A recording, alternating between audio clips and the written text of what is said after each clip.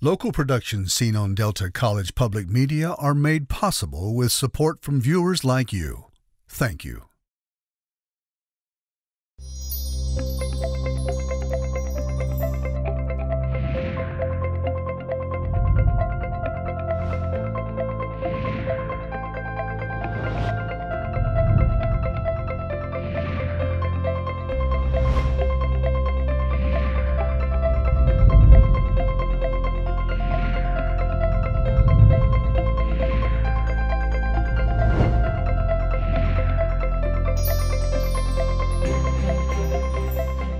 Hello, everyone. Welcome to Junia Doan's Spark. I'm Junia Doan. Thank you for joining me today. My guest is Chaplain and International Volunteer Carol Bogan. Welcome, Carol. What does it mean to be a chaplain? What does a chaplain do? So a chaplain is basically clergy outside of a church. So if you went to, a church, a cathedral, anything, you would expect to find pastors, priests, those sort of folks. Chaplains are more in the workforce, in the military, in the hospital, places like that, with first responders. And what drew you to this field?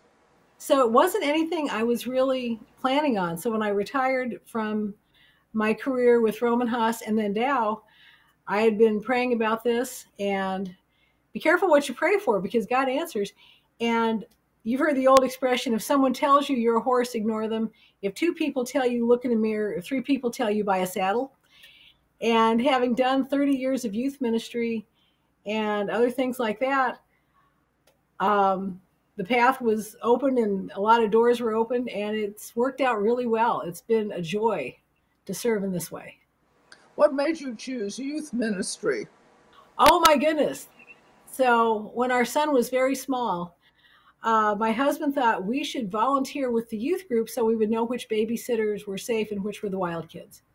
And I thought this was a terrible idea because I wasn't that crazy about teenagers when I was one. And, I was kind of brought into this kicking and screaming, and it's just been the greatest joy of my life. And now we're 30 years in. And what a blessing, what a joy. And now I get to serve teenage foster kids, which is also a great honor and a joy.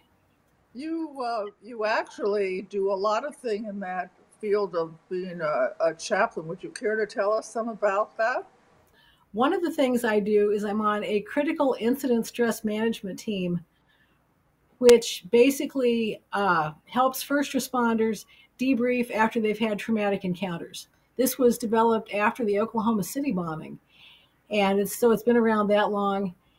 And I guess there's about a dozen of us on the team here.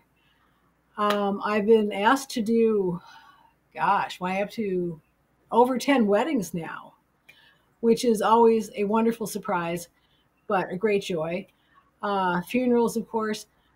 I've come alongside being a cancer survivor myself, a lot of cancer patients.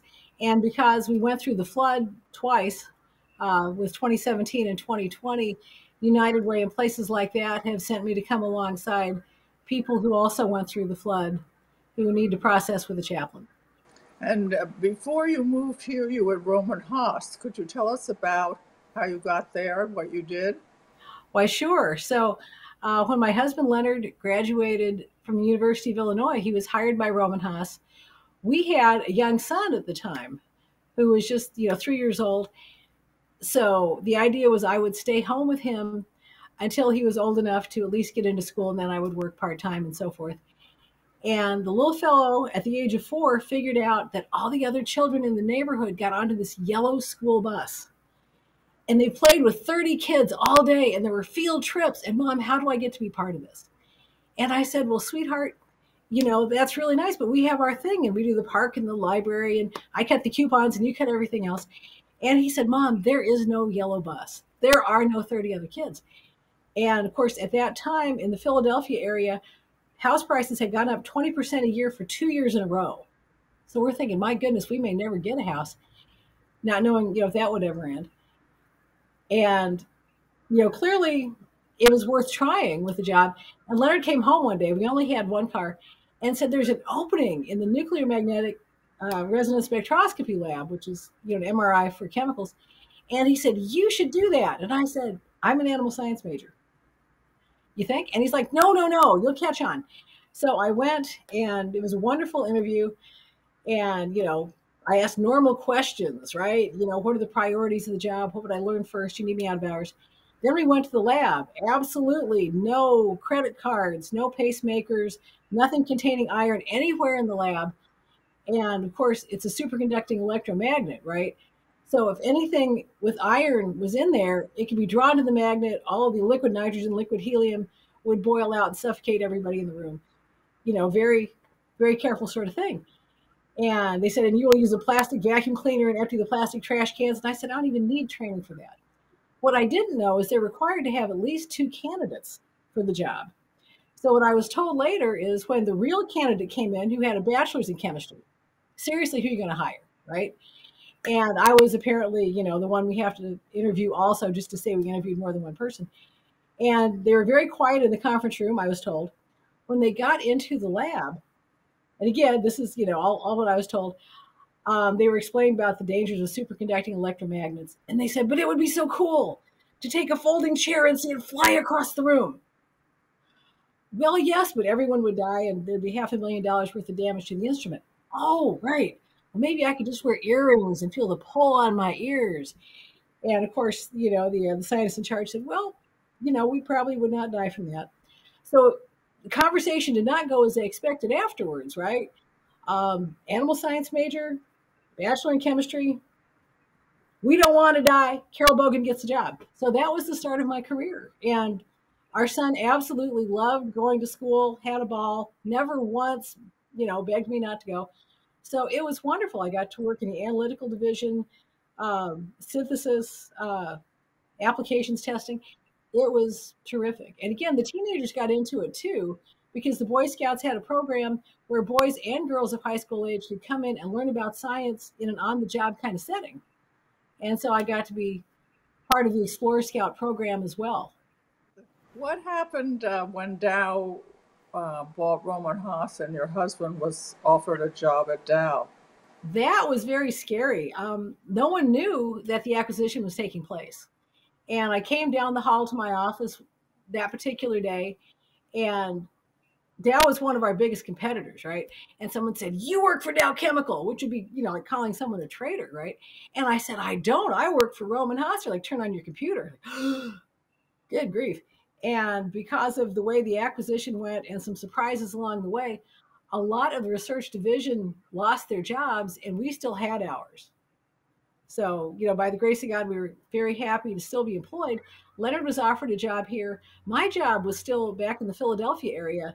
So I went back and forth for, 3 years, half-time both places, until I was given a package, which was very convenient because I had leukemia at the time and I got to finish doing that and have a bone marrow transplant. But we love Midland. We are trying desperately to get all of our Philadelphia area friends to move here. So far, one chemical engineer and her family. So we have about 100 to go, but we've made progress. And thankfully, they moved here on the side of town that did not flood, because I would have felt responsible. Did you ever work for Dow? Yes. So, as of that day, right, it's all of a sudden, we're not wearing, the burnt orange color anymore. It's all red and white, right? So, basically I'm representing for Dow even now. But yeah, we all became Dow employees that fast.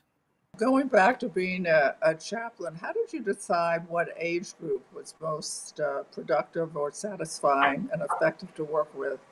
That is such a hard question. Not that I don't love teenagers, because I do, but I love young adults starting their careers and their families. I love people, in the neighborhood of my age, later career and retirement, and I just adore old people. So, I like everybody.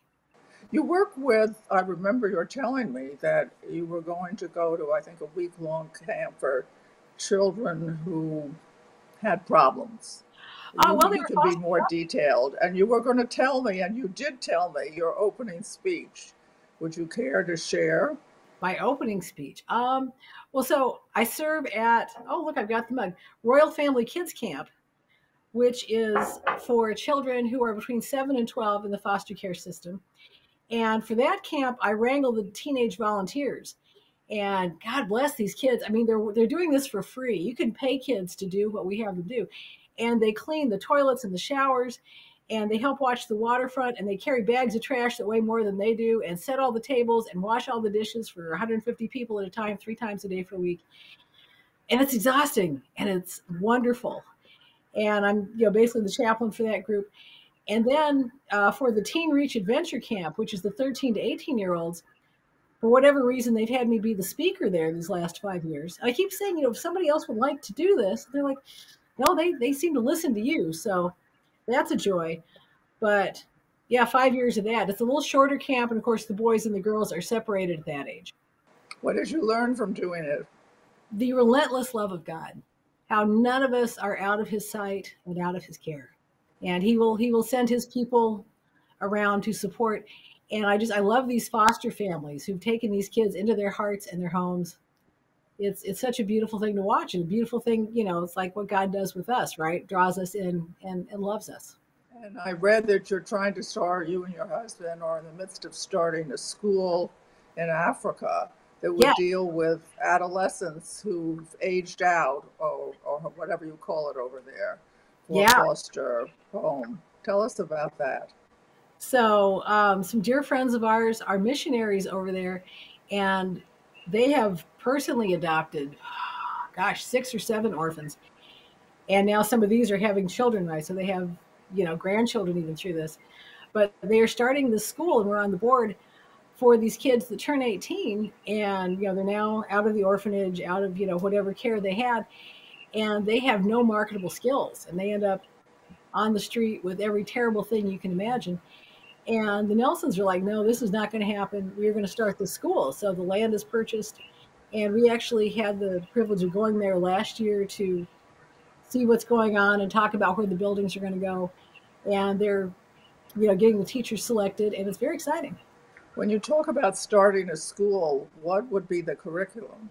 I think it's going to start out as a kind of a certificate program with, vocational stuff. But they actually want to make this, kind of a junior college sort of thing by the time it's said and done. And who would you get as teachers? Local people that are able to do that are great.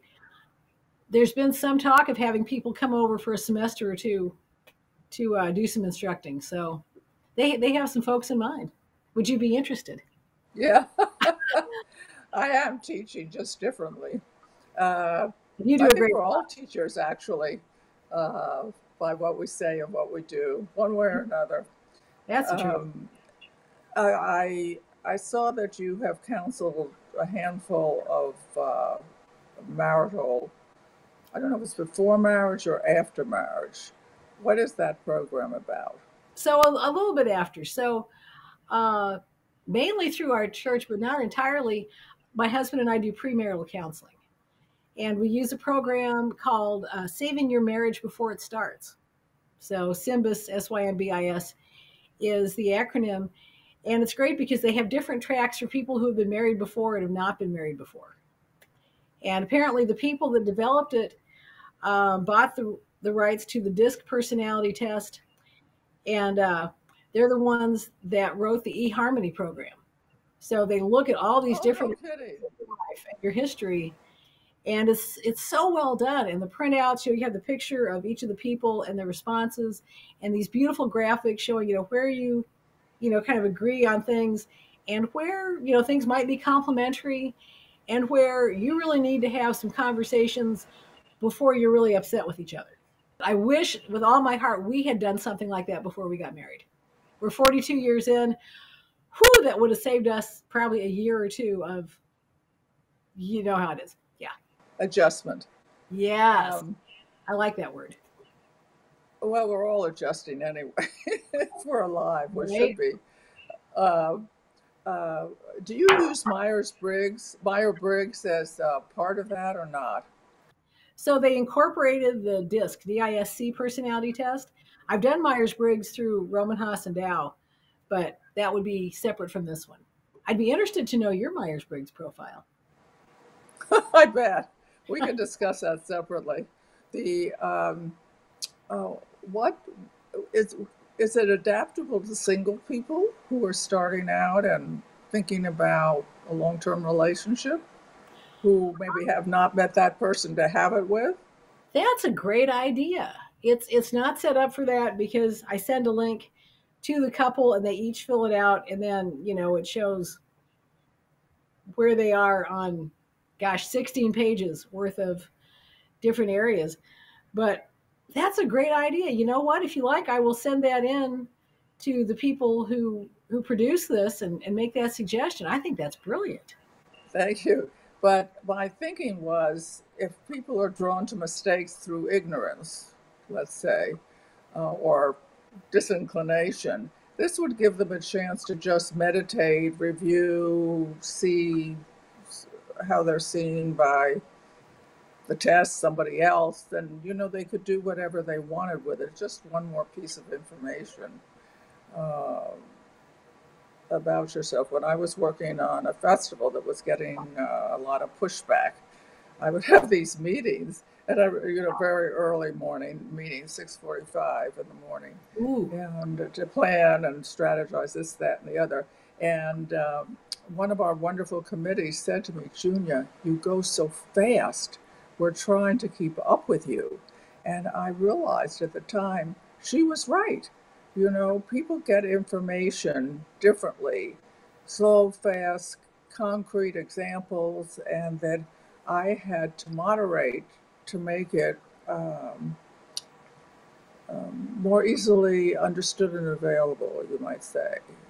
So I think it's good when you have a suggestion, you get sort of a teacher from a friend. So that's a non-professional way of saying things, but I think it would be useful. All kinds of teenagers date, and they're always having things. And then we have, looking around in the 20s. So anyway, it'd be interesting. Let me know if anything comes of it, because it might be something the church people could offer through their teenage programs. I like that idea. With the foster kids, we do a lot of testing on, what would you be good at and what would you like to do for a living? And we have special events around that.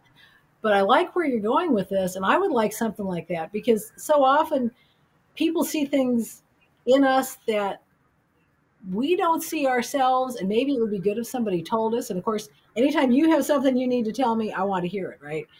But it reminds me of the old Irish poem, "Oh, what a gift, the gifting ye is to see ourselves as others see us." So, what a gift God would give us if we could see ourselves the way others look at us. And that may be quite different person to person. I mean, the person looking at you. Yes, no. There's a lot of people, and you're certainly one, that I would give permission to speak into my life. And if I seem to need a little direction or redirection, or if I'm coming off a little tone deaf in certain areas, I would want to know that. And not Yeah, everybody's willing to receive that sort of feedback. I interviewed long years ago now a pastor who was talking about the different ways of loving. Apparently, there's now a book about that, and that you need to know your own. How you experience love could be quite different from anybody else's. And in a long-term relationship, you don't need to, but it's better if you know your spouses so they can receive the love you really feel in terms they can understand and internalize. So it's always, but then I say to myself, it's so funny. I say, well, that's the American culture. Would that be true in the British culture or some other cultures? So I'm Hmm. I'm mindful that it's not necessarily everywhere and every time. And if we do it in 20 years or 30 years from now or 20 years, 30 years in the past, it might have been different. Culture does have a big impact, but we always tell the couples that we come alongside, and people 20 and people over 70. I mean, we've covered the spectrum, but we always say be a student of your spouse. Oh, what do you mean by that? So really know them, pay attention. What do they like? What do they not like? What makes them really happy? What really gets on their nerves? And, work with that. So don't just, take it for granted and be all about you, but just, what will make their day special? What will make life easier for them? If it's not too personal a question, don't feel you have to answer it. What have you learned about Len, your husband, and how he best receives your um, ongoing affection? So we've been married 42 years, and this month we've known each other 49. He proposed to me a month after we met when we were both 14. Isn't that crazy? So we think of ourselves as late 20s, right? We just kind of got stuck there. So, um, he's a simple fellow in a lot of ways. He wants everything to be very direct, very simple. He's a brilliant man of science, and a very godly fellow. So, just honesty, grace.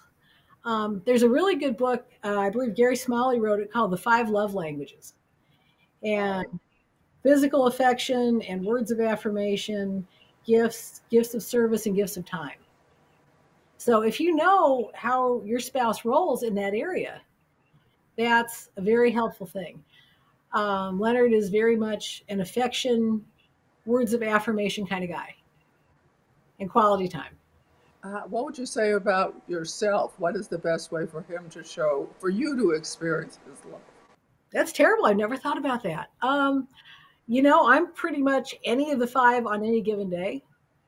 So, I love it. You want it you all. know, I love a hug and, to be listened to and, tell me I'm wonderful and, make me dinner and buy me a present. Yeah, just. I understand that well. I do. I like it when people do things for me.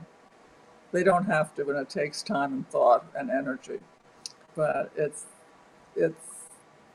I always think kindness and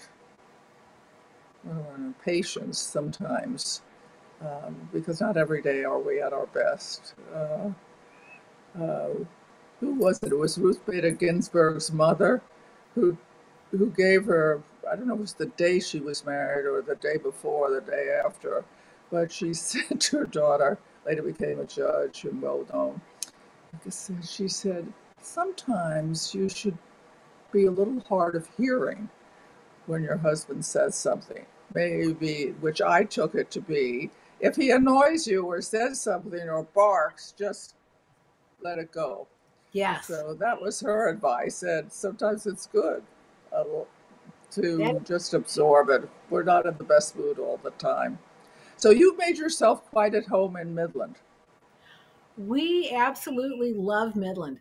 So we live in the igloo house. And we were praying. We said, Lord, what house could you use for your purposes? And we ended up here. Gosh, we love it. Okay, two floods later, there's a downside there. But it's been so delightful. As soon as we signed the mortgage papers, Zonta was here wanting to do the walkthrough here. We've had the Rotary International students stay over. The Open Door homeless shelter has had Christmas parties here. Schools have done fundraisers here. People with cancer have done fundraisers here.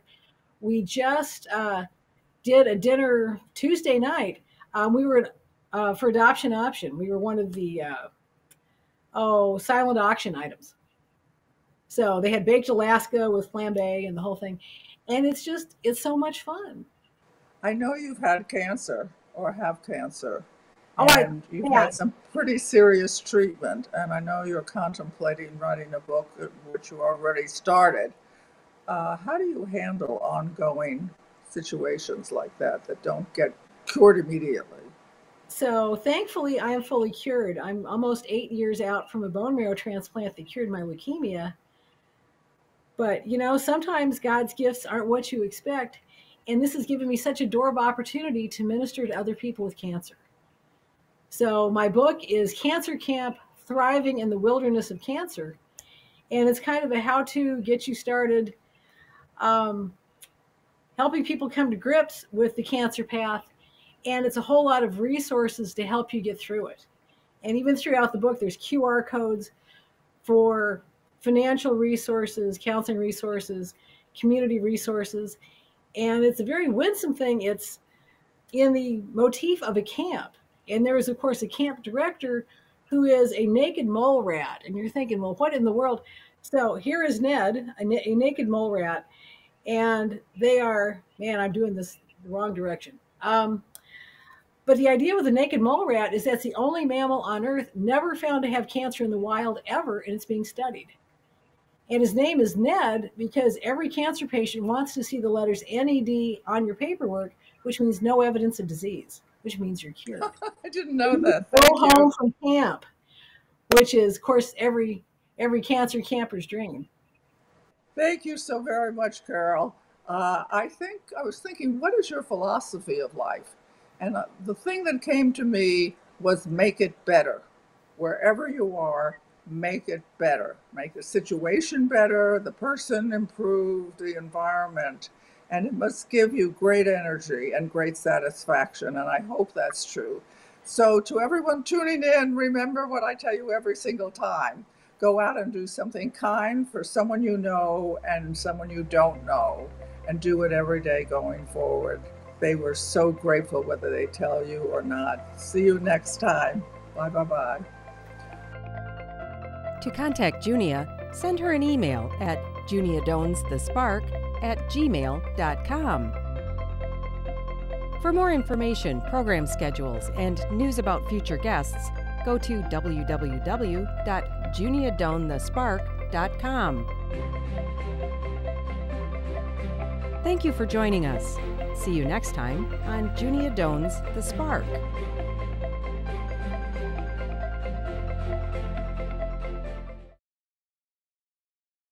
Local productions seen on Delta College Public Media are made possible with support from viewers like you. Thank you.